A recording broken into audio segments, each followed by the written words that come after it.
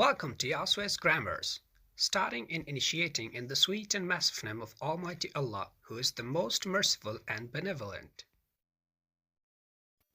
Everyone versus everybody. These are the two English words in which people get confused. We will study them according to their grammatical function and examples.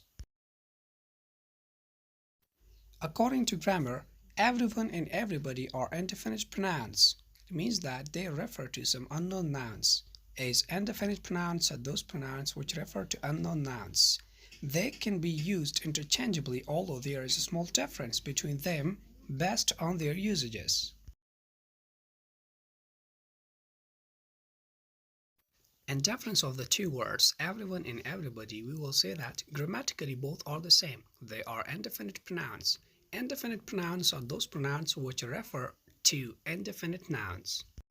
While according to meaning, we can say that everyone refers to each person in the group, while everybody refers to a group of people. As per formal and informal, everyone is more formal than everybody, and it is more common in written languages, while everybody is less formal than everyone, and it is more common in spoken languages.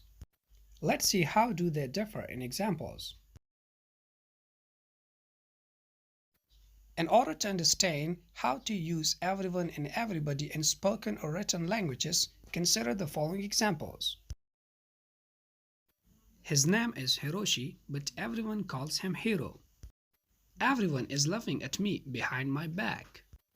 On the other hand, he told everybody he saw the news, and I am sure that everybody will miss him very much, are the examples of everybody.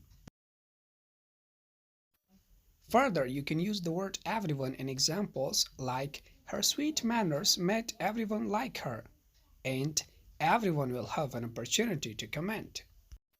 While in examples of everybody, you can say, I had asked everybody, but only two people came. She wanted to tell everybody about her secret.